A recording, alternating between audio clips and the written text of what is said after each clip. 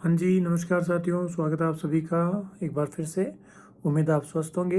तो जैसा कि आपको पता है, हम अपनी सीरीज़ पे हैं और अभी हमारी सीरीज़ में हमने 2 वीडियोज़ डाल दी है, जिसमें से एक वीडियो थी अपनी कि जो सबसे पहले तैयारी शुरू करना चाह रहे हैं, मतलब जो बिगिनर्स हैं, उनको अपनी तैयारी को किस तरीके से आगे बढ़ाना है।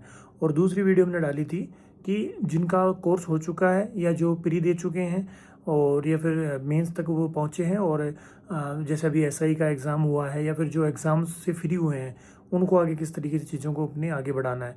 और आज हमारी जो सीरीज़ है उसकी तीसरी वीडियो हम डाल रहे हैं।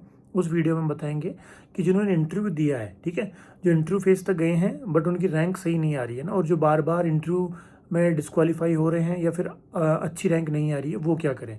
जैसे आप सभी को पता है कि भाई मैं सबसे बड़ा भुगतभोगी हूँ, जिसने 2021 का आरएस का इंटरव्यू दिया था और उसमें मेरी 1010 रैंक रही थी। 1010 रैंक ओबीसी में, नो डाउट कुछ नहीं था। तो वहाँ से चीज़ें मैंने शुरू करी। मैंने कई बार एक इंसिडेंट बताया है कि मैंने एक वीडियो देखी थी जिसमें एक सर थे, मैं नाम उनका बोल रहा हूँ, उनकी लगभग 1200 के आसपास रैंक थी।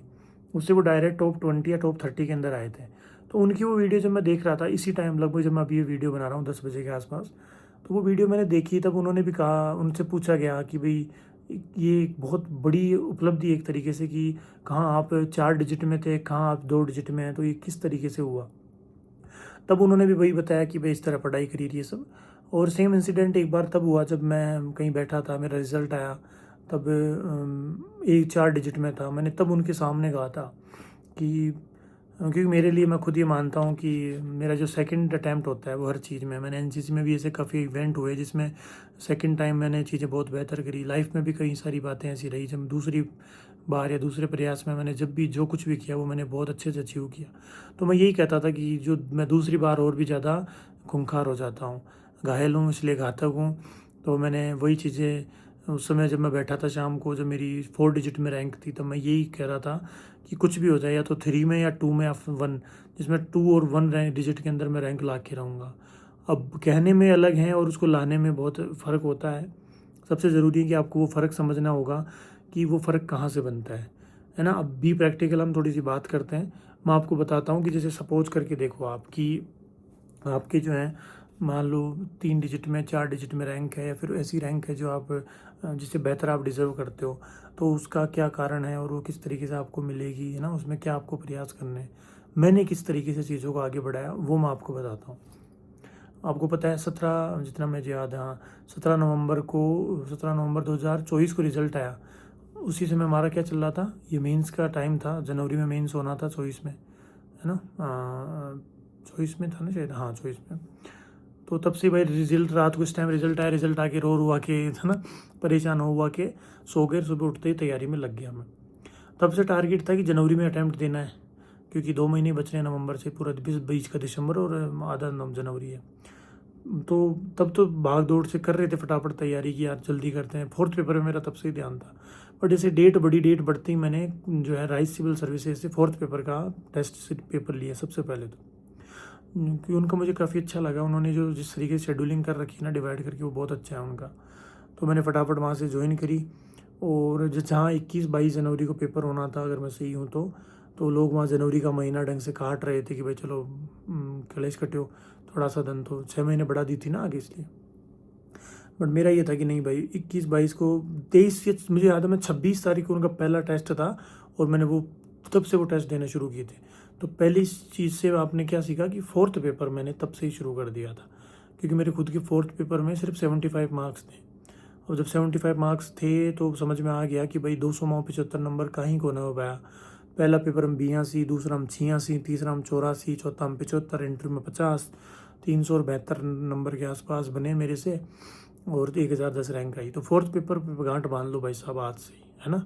जब से वीडियो देख रहे हो, सबको पता है। आप सब कहोगे तू कहीं ज्ञान दे रहे हो भाई, मान, सबने पता है, सबको पता होता है, लेकिन सब जो है उस पर अमल नहीं करते, है ना, उसको अपनी लाइफ में नहीं उतारते। तो सबसे ज़रूरी आपको लाइफ में उतारना होगा। पहला पॉइंट क्लियर कि आपको फोर्थ पेपर पे ध्यान देना होगा। वो कैसे देना है, क्या क्या करेंगे, उसकी जिम्मेदारी भी मेरी है। बस थोड़ा सा समय का इंतज़ार करो। इस महीने में सारी वीडियोस डाल दूंगा मैं, उसमें मैं आपको ढंग से बता दूंगा कि किस तरीके से फोर्थ पेपर को डील करना है। पहला क्लियर। दूसरा, मैंने उसी समय सोचा कि 21 में जो पेपर आया बहुत अच्छा पेपर था, मेंस का नोट्स में से आ रहे थे, ढंग से हो रहा था। और मैंने यही सोचा कि नोट्स में से आ रहे तब भी मुझसे नहीं हो रहे। तो मैंने एक चीज़ सोची कि या तो ये आरएस मेरे लिए नहीं बना, या जो पेपर बन रहे हैं ये मेरे लिए नहीं बन रहे, या फिर मैं ढंग से नहीं पढ़ रहा। क्योंकि जब नोट्स में से आ रहे हैं, आपको नोट्स पढ़ के रट के सीधा लिखना ही है, तब भी मेरे नंबर नहीं आ रहे। तो समस्या क्या है? समस्या है या तो हम नोट्स नहीं ढंग से रट रहे, या फिर हमारी अप्रोच रटने वाली नहीं है। अगर जिनको लगता है कि मेरे से नोट्स भी रटे नहीं जाते या मेरी अप्रोच ऐसी नहीं है, फिर भी मेरा सिलेक्शन नहीं हो रहा, तो आपको बधाई हो भाई, आपके हिसाब के पेपर आ रहे हैं। हिसाब के पेपर मतलब एनालिटिकल जो पेपर्स होते हैं वो हमारे लिए सबसे बेस्ट हैं, क्योंकि उसमें हमारी खुद की थिंकिंग देखी जाती है। तो 21 में हालांकि आइडिया नहीं था कि 23 में एनालिटिकल क्वेश्चंस आएंगे, बट मेरा हमेशा से थोड़ा सोचने का तरीका अच्छा रहा है। तो मुझे पता था कि भाई अगर अच्छे पेपर या यूपीएससी जैसे आते हैं ना तो बहुत सही होगा। तो तब से मैंने एनालिटिकल अप्रोच अपनी बढ़ानी शुरू करी। ठीक है, मैं आपसे पूछता हूँ कि भाई 5 रीज़न बताओ कि देश के अंदर जो है वो भ्रष्टाचार क्यों बढ़ रहा है। आप वही किसी पिटे बता दोगे। भाई थोड़ा डेप्थ में सोचो ना, आसपास देखो क्यों बढ़ रहा है। सबसे बड़ा कारण तो ये हमने एक्सेप्ट कर रखा है ना। तो इस तरीके के 5 बिंदु आपने अपनी तरीके से सोचे। जब आप 5 तरीके सोच के लिखते हो ना, तो एग्जामिनर प्रभावित होता है कि यार ये अलग सोच रहा है, थोड़ा अच्छा सोच रहा है, थोड़ा डीप सोच रहा है। तो अपनी दूसरा पॉइंट है एनालिटिकल जो थिंकिंग है ना, उसको बढ़ाओ। वो कैसे बढ़ेगी, उसके लिए मैं भी उसका भी मैं इंतजाम करूँगा, थोड़ा वो टेंशन मत लो। तो 2 चीज़ हो गए। तीसरा, मैंने मेंस के पेपर जो थे ना उन पे फोकस अच्छे से किया, क्योंकि तब तक हम प्री को लेकर बैठे रहते थे। कई लोग होते हैं प्री दे लिया, प्री पास आ जाओ, फिर आरएस की कर लिया। भाई आरपीएससी आपसे ज़्यादा दिमागदारी है, उनको पता है कि किस तरीके से चीज़ों को आगे बढ़ाना है। इसलिए आप इस भरोसे में मत रहना कि आप एक बार प्री दे लोगे फिर आप मेंस की तैयारी करोगे, भूल जाना। इसलिए तीसरा पॉइंट मैंने ये बताया कि मेंस के जो सब्जेक्ट्स हैं ना, खास करके एथिक्स हो गया, पब्लिक एडमिनिस्ट्रेशन हो गया, जो छोटे पेपर है वो है ना, साइंस टेक्नोलॉजी, और आपकी जो केमिस्ट्री फिजिक्स में जो पोर्शन आता है मेंस का, उन पे भी से ध्यान देना शुरू करो। ठीक है, 3 पॉइंट क्लियर। पहला कौन सा पॉइंट? 4th paper. दूसरा मैं खुद भूल दूसरों के चीज़ों। दूसरा था तो सही कोई, क्या था, भूल गया मैं, है ना। और तीसरा पॉइंट था आपका कि आपको रोज़ जो है मतलब मीन्स के हिसाब से पढ़ना पड़ेगा। और चौथा पॉइंट है आंसर राइटिंग।